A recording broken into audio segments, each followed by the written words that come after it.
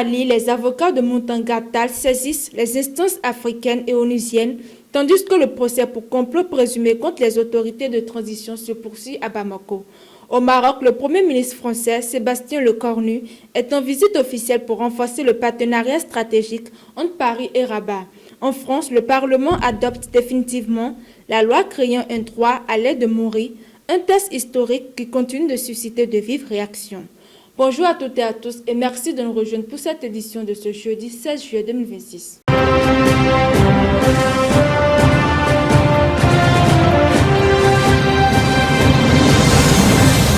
Nous ouvrons cette édition avec le Mali. Plus de mois après l'enlèvement de l'avocat et homme politique Muntanga-Tall, ses avocats annoncent saisir la Cour africaine des droits de l'homme ainsi que le comité des disparitions forcées des Nations Unies.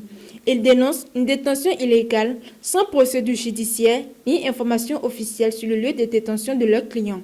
Selon eux, plusieurs militants pro-démocratie, responsables religieux et militaires auraient également été enlevés dans des circonstances similaires ces dernières années.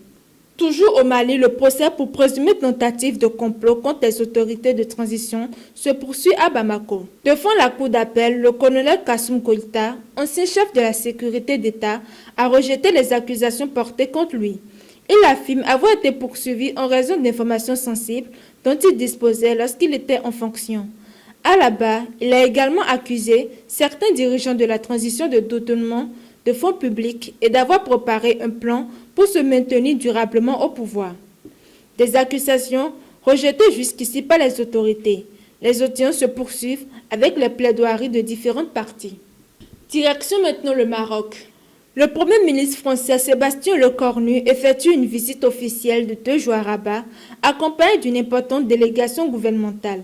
Cette rencontre vise à renforcer le partenariat stratégique entre la France et le Maroc après plusieurs années de rapprochement diplomatique.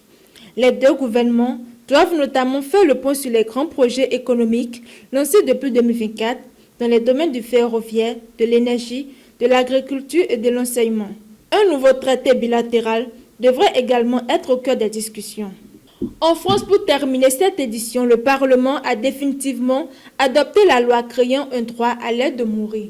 Le texte, approuvé par des députés, après de longs mois de débat, autorise, sous les conditions d'assistance au suicide ou l'euthanasie pour certains patients atteints de maladies graves et incurables.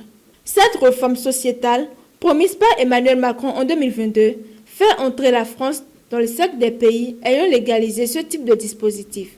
Cette réforme sociétale, promise par Emmanuel Macron en 2022, fait entrer la France dans le cercle des pays ayant légalisé ce type de dispositif. Le président français a salué un débat qu'il qualifie de respectueux et estime avoir tenu son engagement. À l'inverse, plusieurs organisations religieuses et associations médicales dénoncent une profonde rupture éthique et appellent à renforcer en priorité les soins palliatifs. Le texte doit être également examiné par le Conseil constitutionnel.